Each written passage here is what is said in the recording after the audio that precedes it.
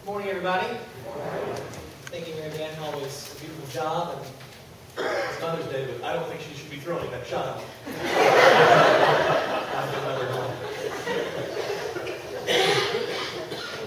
I hope everyone's had a great Mother's Day. If you have plans today with your mothers or children doing something for your moms, as it's been mentioned already, tell them you love them. Appreciate it. My mom is not here with me right now, and I will see her at the end of this week as I graduate, but I know that I would not be half the person I am without my mother. I love her very much, and to this day, the sacrificial love she shows me is amazing, and she means the world to me. So Mom, I love you very much. She will watch this, unless she has some other things to do, but as is usually the case. As we continue this morning looking at the Restoring the God-Centered Family, we can see, and we probably realize the importance that family has with a godly mother. God created a family to have an order, a mother and a father, stability, and a foundation. And we've all heard that the man is the breadwinner, to be the head of the household, but I think we need to know this morning that we cannot underestimate or overlook the importance that a mother has in the family. And it's interesting, George Barna gives statistics concerning the place of a mother, and you know, the men may enjoy the physical strength and the importance of it, but he goes to write that they are much less likely than women to exercise their spiritual muscles. Out of 12 factors given concerning spirituality in the household, mothers rank 11 out of those 12 more so than fathers. Moms are more religiously active, as this poll stated. In a typical week, mothers are more likely than our fathers to attend church, pray, read the Bible, participate in a small group, attend Sunday school, and volunteer some of their time to help a nonprofit organization. The only faith-related activity in which fathers are just as likely as mothers to engage in volunteering is to help at church. I think we can see the importance of the mother in the household, because while the father may be at work, the mother is instilling biblical principles in their children at home. David Kiven writes that men generally lag behind the spirituality of women, and particularly so if they are not a father. In other words, having children intensifies the spiritual commitment of men, but even so, most fathers still do not measure up to the spiritual footprint of their parenting counterparts. Husbands, children, you better appreciate godly mothers. The godly mother has such an influence on the household.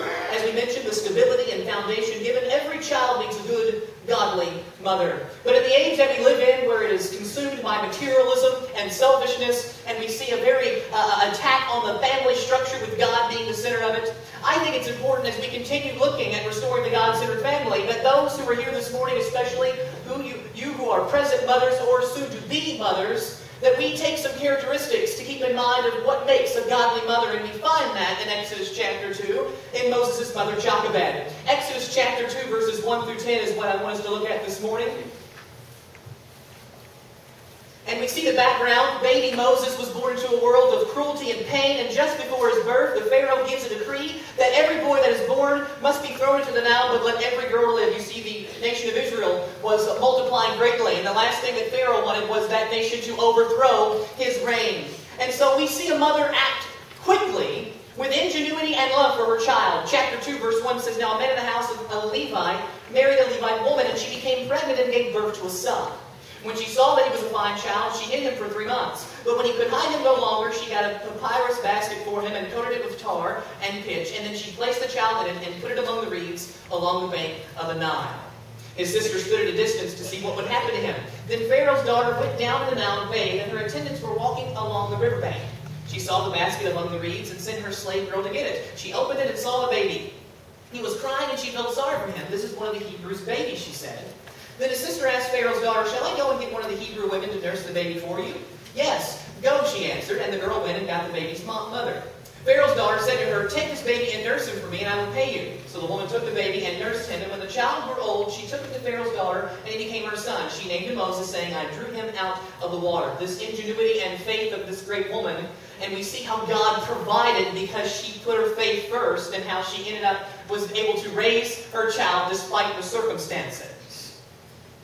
But Moses' mother was an unbelievable woman of faith, but it wasn't a foolish faith. She had a plan. She sought God and trusted Him to do the rest as she sought what was best for her child. And no one can take the place of a mother when it comes to raising her child. this morning from this passage, there are 4 things I want to point out to you concerning what makes up a godly mother. The first is this, and I know that our time is a little strained, and I'm not going to rush through this quickly, but we are going to kind of condense things. But there's 4 characteristics I want you to know this morning. The first is this, and it's important to keep in mind. Jochebed had a good husband. Jochebed, Moses' mother, married her husband who was a tribe of Levi. In Exodus 6:20, it says his name was Amram.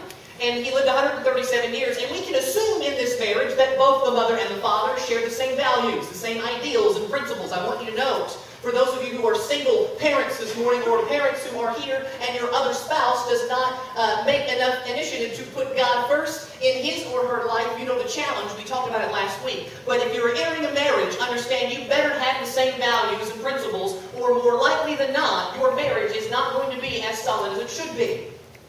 But we see the godly mother and godly father and the importance of it.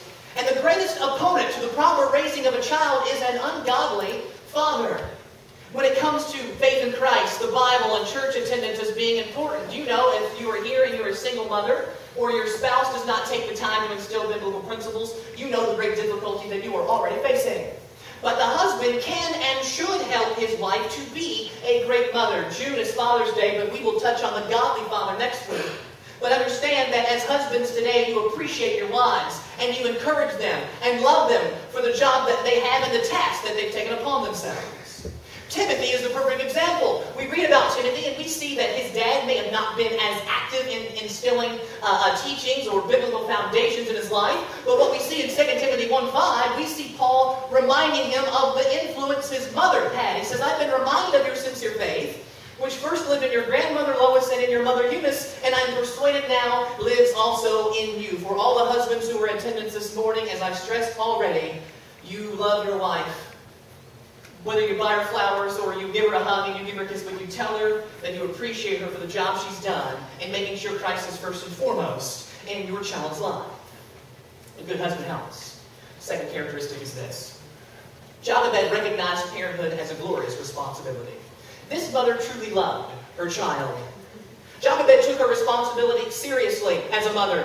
And this may not be a Mother's Day comment, and this may be on my soapbox, but understand, when you seek to have a sexual relationship with another individual and you have a child, your life is no longer about you, it is about your child. And I'm sorry, but I see many parents today, mothers, very selfish concerning the raising of their children. Your life's over.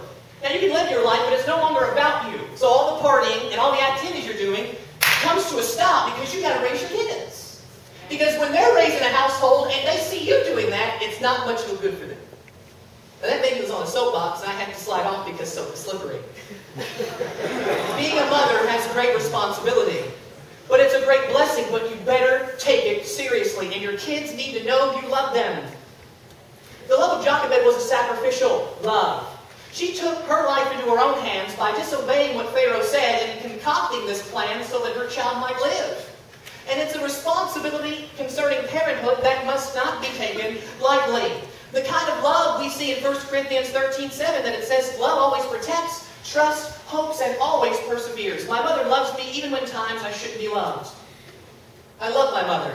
The perfect example is your high school pictures. Because my mother is doing her duty as a mother. She's kind of, by default, has to tell people, this is my son, this is his picture, would you like one? Please take one. Borrow these. Like I said, I was a beautiful baby. And then after 3, it went downhill from there. And when you have trifocals and you shop in Husky in 6th grade, your mother still loves you. That's the love my mom has. I love her very much. Where would I be without my mom? But in a time when a nation especially needs to understand the importance of a God-centered family, we need to stress enough the importance that a mother has. Hold your place and turn to Proverbs 31. Proverbs 31, verses 25 to 28. When you read Proverbs 31, we see the virtuous woman and the characteristics that make up a godly woman and who she is. Those who are seeking to be married or those who are entering a relationship, you know the characteristics that are important to make you up as a godly woman. But Proverbs 31, beginning of verse 25, says this, she is clothed with strength and dignity, she can laugh at the days to come. She speaks with wisdom, and faithful instruction is on her tongue. She watches over the affairs of her household and does not eat the bread of idleness. Her children arise and call her blessed. her husband also, and he praises her. You see, the responsibility of the mother is so important. She does not push the raising of her kids off on her own parents or someone else. She is there in those children's lives, regardless of what may come. That's important. She handles herself with dignity, class, no idleness. She works hard. She provides. And she's always there when her children need her. You see, she takes this role seriously. And Jochebed took the role of being a mother seriously. She recognized that not only was it a responsibility, but it was also a glorious blessing when handling yourself as a godly mother. But the third characteristic we find this morning was this. Jochebed was a woman of vision. This mother saw something more than just physical beauty in her child. And I'm glad Mom saw the same thing in me, more than physical beauty. Jochebed knew that Moses had a spiritual purpose. You see, one of the hallmarks of a godly mother is when you see your child and raising it, especially in the time we live in. It's rough. But you see not only the love you have for the child that you've given birth to, but you also look in them and you see value. You see what they can become if they're raised in godly principles. You see the kind of the man or woman that child can be when given the right foundation to grow. You see value and you have a vision and a plan. You work hard and establish these things. And Jochebed had great insight. I mean, we see with the plan that she devised how she hid the baby, and then her daughter says, finds it. Pharaoh's daughter says, wow, I love this child, I will make it my own. You go find me a midwife or someone to help take care of it. Here comes Jochebed. She's able to raise Moses still despite the circumstances during this time. When you put your faith in God, He provides always. But in Acts 7:20 it says, at that time Moses was born, he was no ordinary child. Jochebed displayed great insight. And she plans ahead for her household. Proverbs 31:21 says, when it snows, she has no fear for her household, for all of them are clothed in scarlet. You know the household can be up and down.